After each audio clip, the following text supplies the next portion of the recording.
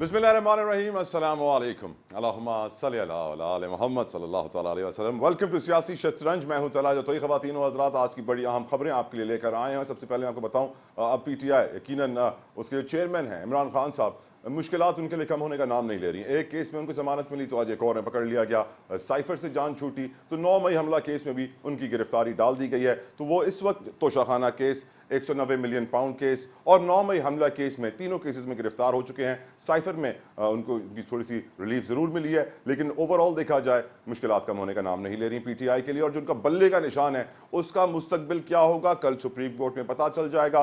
लतीफ खोसा साहब ने गुजारिश की थी ऑनरेबल चीफ जस्टिस से कि हमारा केस मुकर्रर नहीं किया जा रहा, उसी वक्त चीफ जस्टिस ने केस मुकर्रर करवाया था। कल मालूम पड़ जाएगा कि बैलेट पेपर पे बल्ला होगा या नहीं। लेकिन एक बात तो वाज़ेह है कि जो इकोनॉमिस्ट के अंदर आर्टिकल आया उसके बाद जिस तरह की बातें शुरू हुई, जिस तरह बोला गया कि एआई के जरिए चेयरमैन पीटीआई की तकरीर दिखाई जाएगी, और फिर ये भी कहा गया कि आर्टिकल भी एआई से लिखा गया था। फिर वजाहत भी पीटीआई को देनी पड़ी कि आर्टिकल एआई से नहीं, आर्टिफिशियल इंटेलिजेंस से नहीं लिखा गया था और लिखवाया गया था, डिक्टेट किया गया था। साथ साथ नवाज शरीफ साहब की बात की जाए तो नवाज शरीफ साहब के लिए आज भी एक और बड़ी खुशखबरी। जी हाँ, उनको आज 23 साला तहकीकाती से उसकी निजात मिल चुकी है। इतना पुराना केस था, साल 2000 में शुरू हुआ था, 23 साल नैब ने इन्वेस्टिगेशन की, कुछ ना मिला।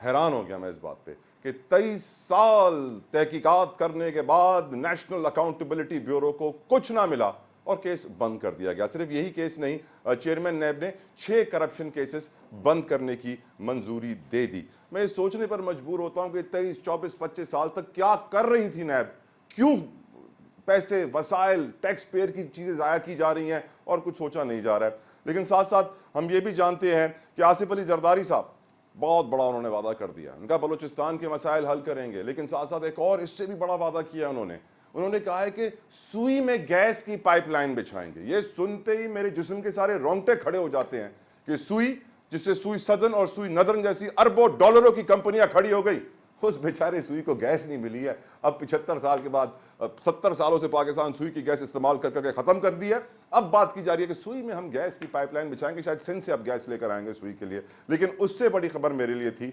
लापता अफराद कमीशन ने अपनी रिपोर्ट आज अदालत में जमा कराई, जिसको देखकर यकीनन बहुत सारे आदाद शुमार उसके अंदर थे, जैसे कि KPK खैबर पख्तूनख्वा से सबसे ज़्यादा लोग लापता हुए हैं, और उसके बाद बलूचिस्तान है। खैबर पख्तूनख्वा से जो नंबर आया वो 3485 का है, बलूचिस्तान से 2752 है। यकीनन बहुत सारी इसमें डिटेल्स हैं, आगे चल के मैं प्रोग्राम में डिस्कस करूंगा। लेकिन जो अखराजात बताए हैं इस कमीशन के, वो सुन के तो मेरे 14 तबक रोशन हो गए कि अगर ये एक्सपेंसेस इस कमीशन के हैं तो बाकी कमीशनों के क्या अखराजात होंगे।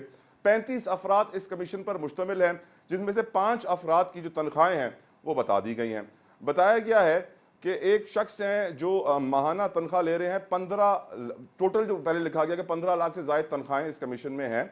जो उसके सरबराह हैं जावेद इकबाल साहब, उनकी तनख्वाह है 6,75,000 रुपए।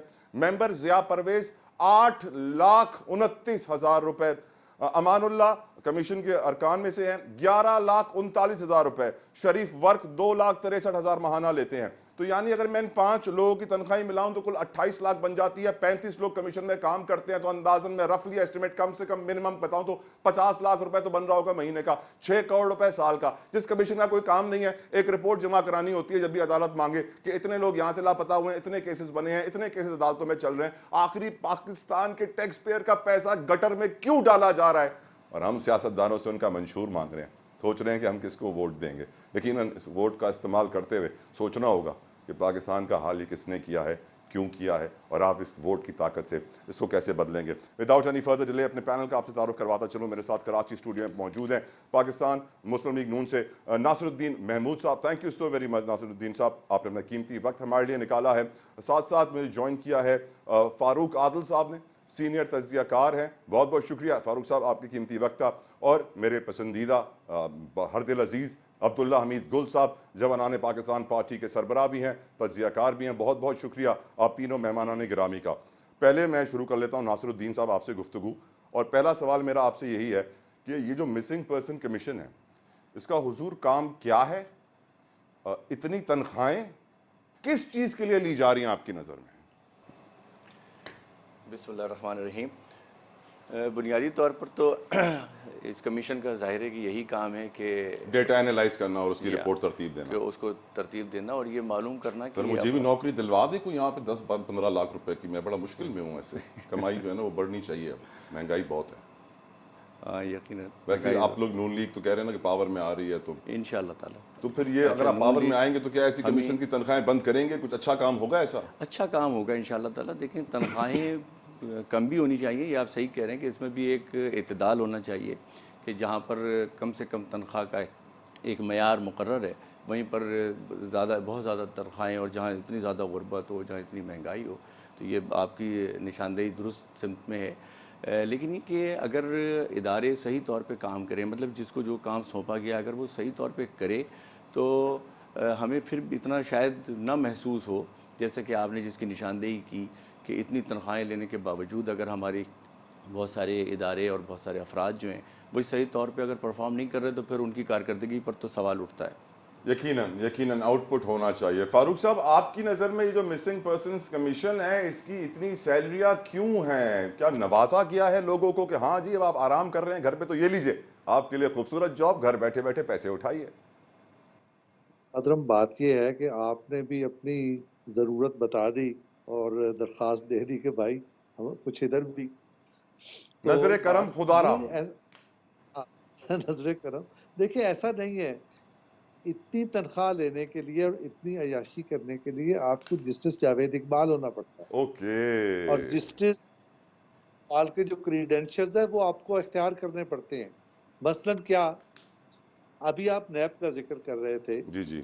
तो जब ये नैब के चेयरमैन थे तो उस वक्त ममनून हुसैन साहब प्रेसिडेंट थे मुल्क के। तो मुझे उस जमाने प्रेसिडेंट साहब के साथ काम करने का मौका मिला। तो एक दफा ये तशरीफ आए जस्टिस जावेद इकबाल। करेक्ट।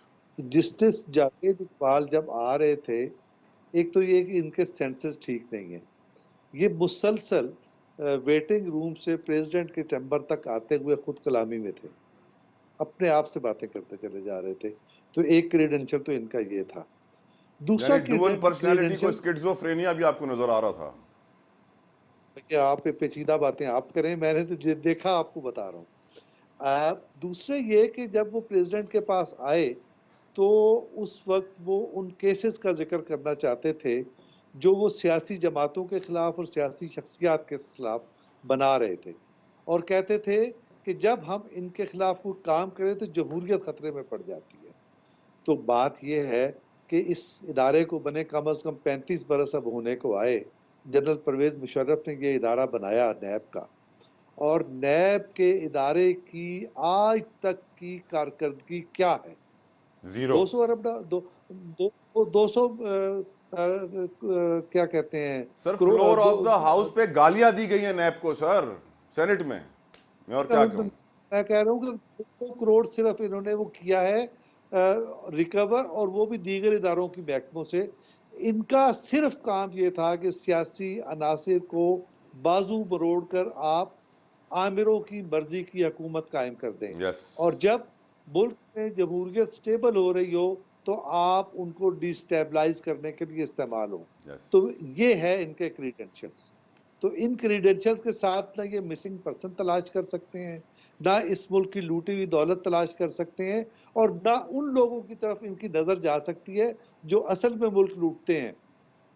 बिल्कुल सही अब फरमाया बहुत फारूक आसान है, साहब, बिल्कुल सही फरमाया आपने। सियासतदान को गाली। बिल्कुल ठीक। सबसे मिजरेबल पे जो मखलूक है वो सियासतदान की है, वरना ताकतवर तो और लोग हैं। खुद अगर जिससे जावेद इकबाल को डाल दिया जाए नैब में, और इनसे इनसे जरा हिसाब लिया जाए कि आज तक इन्होंने मुल्क की कितनी दौलत की है और क्या मुल्क को रिटर्न किया है, तो लेने के देने पड़ जाएंगे। और जो दुरुस्त। बाकी अखलाकी मामलात है उनका जिक्र हमें करना अच्छा नहीं लगता। अब्दुल्ला हमीद गुल साहब, आपकी नज़र में इस कमीशन में क्यों नवाजा गया है लोगों को इतनी तनख्वाहों से हुजूर? बिस्मिल्लाहिर्रहमानिर्रहीम। बड़ी दिलचस्प गुफ्तगू हुई है दोनों तरफ से, और इस ऐसे लोगों को खांचू कहा जाता है। I am sorry to use this खांचू? लैंग्वेज, लेकिन आप कह रहे ये हैं खांचे जस्टिस लगाते रिटायर्ड हैं, जावेद इकबाल खांचू हैं? तो इसमें कोई शक व शुबा है? मिसिंग पर्सनल का तो मुझे नहीं पता, लेकिन मिसिंग विमेन जो है वो जरूर तलाश कर लेंगे। और दूसरी बात ये है, ये तो खैर ऑन द लाइटर नोट बात हो गई, लेकिन हकीकत यह है कि जब आपको याद है कि उसामा बिन लादेन का एक वाक़या हुआ और उसके बाद इनको जो है उस कमीशन का सरबराह बनाया गया और ज़ाहिर है जब सोर्स को प्रोटेक्ट किया जाता है, जब ईरान पेपर्स जो है लीक हुए तो उन्होंने ऊपर लिखा हुआ था सोर्स प्रोटेक्ट और उसमें पाकिस्तान के भी कुछ नाम थे। मैं अभी उस तारीख के उस हिस्से में नहीं जाना चाहता क्योंकि वो दुनिया से भी कुछ लोग चले गए, लेकिन उनके ऊपर सोर्स प्रोटेक्ट लिखा हुआ था। आप देख लें कि उसके बाद इनको चेयरमैन नैब बनाया गया। उसके बाद चेयरमैन नैब के बाद अब उनको ये जिम्मेदारी दी गई है। ये इसलिए दी जाती है ताकि घर बैठ के empty mind is devil's workshop. Devil's तो वो प्लेग्राउंड। कहते हैं कि इनका मुंह बंद रहे और वो जो एबटाबाद कमीशन रिपोर्ट है वो कहीं ऐसा ना हो कि वो तशतश बाम हो जाए। ये एक जो बात है ये अमेरिका के हवाले से मैं कर रहा हूँ। अब ये तो एक आप साइड पे रख दें। दूसरी तरफ आ जाते हैं नैब के इदारे के ऊपर। देखिए जब FIA मौजूद है, एंटी करप्शन मौजूद है, तो फिर इसका मतलब यह है कि ये दोनों इदारे क्योंकि सियासत की भेंट चढ़ गए हैं, इसलिए ये अपना काम सही तौर पर अब्दुल्ला अंजाम साहब नहीं अगर दे इजाज़त दें हुजूर, नैब पर तफसीलन आपसे सवाल नहीं पूछना है, पूरे मेहमानों से मैंने गुफ्तगू करनी है। अब्दुल रशीद साहब जमात इस्लामी के मुझे ज्वाइन करेंगे एक ब्रेक के बाद। एक ब्रेक लेते हैं, जल्दी से वापस आएंगे, कहीं मत जाएगा, गुफ्तगू यहीं से कंटिन्यू करेंगे।